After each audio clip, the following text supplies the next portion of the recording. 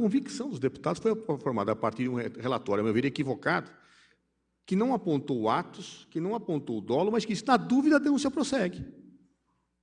E deixando claro, olha, no Senado não vai ser assim. Isso é o próprio relatório do Jovem Arantes. Ou seja, nós não conseguimos, nós não tivemos produção de prova na Câmara. Aliás, a decisão do Supremo é que nós não devíamos ter mesmo, nós respeitamos. Mas não houve produção de provas. Não pudemos ouvir testemunhas, não pudemos fazer perícia, não pudemos nada.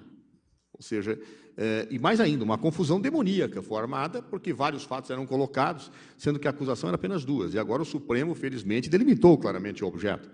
No Senado é diferente. No Senado vai ter prova, vai ter julgamento, inclusive dentro daquilo que a lei prescreve, em ritos procedimentais rígidos.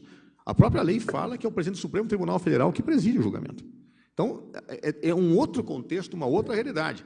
E ali, a prova será produzida. A meu ver, já estava produzida na autorização, nesse processo de mera autorização que a Câmara deu. A meu ver, já estava, não há plausibilidade possível nas denúncias. Bom, a Câmara aprovou, vamos ao Senado. Agora, o campo não é mais de plausibilidade, é de prova indiscutível que tem que ser feita para se afastar um presidente da República. Todos nós ficamos muito indignados com essa questão. Mas a presidente continua serena. A presidente é uma mulher de fibra, passou momentos difíceis na sua vida e se passa por outro agora, não perde a serenidade, não perde o equilíbrio. A presidenta é uma mulher forte. Né? Muitas vezes, aqueles que ainda são imbuídos de um sentimento machista presumem que as mulheres sejam fracas nessa hora. Não é a minha experiência de vida com as mulheres com quem trabalhei. Eu sempre fui comandado por mulheres na minha vida profissional. A presidenta Dilma Rousseff é muito forte e sabe como lutar uma boa luta. A República está aberta a dialogar por qualquer saída que passe por dentro da democracia e do respeito à Constituição. O que não se pode jamais aceitar são situações de ruptura constitucional, situações que qualifiquem um golpe de Estado. Contra isso, nós sempre nos insurgiremos e lutaremos até a nossa última gota de suor do nosso corpo. O processo de impeachment começa agora, com a ida para o Senado. Até agora, como diria o relator da DPF, ministro Luiz Roberto Barroso, foi apenas um procedimento realizado para definir as condições de procedibilidade da denúncia junto ao Senado. Foi por isso, inclusive, que o Supremo, embora com a nossa discordância de alguns ministros, disse que o direito de defesa ficava meio solto, meio largo na Câmara dos Deputados. Nós não concordamos com essa opinião, mas respeitamos a decisão do Supremo.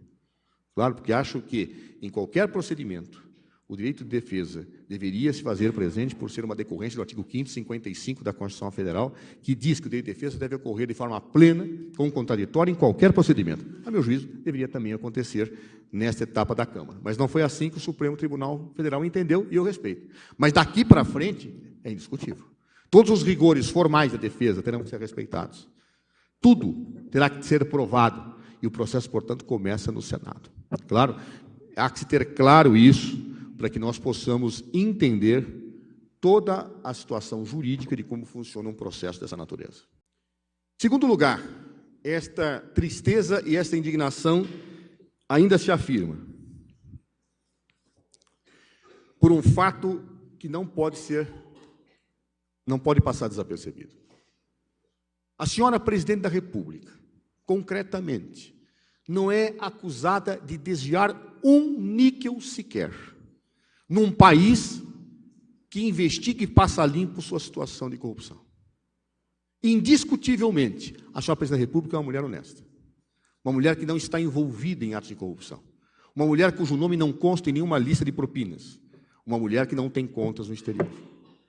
E se pretende afastar uma presidente num momento em que o país tem uma série de pessoas envolvidas em atos de corrupção, e eu não estou querendo pré-julgar ninguém, mas uma série de pessoas envolvidas em atos de corrupção, sem que uma questão só seja apontada pela senhora presidente da República em relação à sua probidade, em relação à sua honestidade.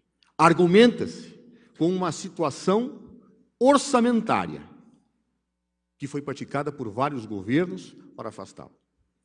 Argumenta-se com uma situação que talvez os cidadãos em geral não consigam entender, E eu tenho visto nos últimos dias muitas pessoas, inclusive bem informadas, fazerem confusão. Confundem o caso dos decretos com as pedaladas. Falam das pedaladas de 2014 que efetivamente não estão nesse processo.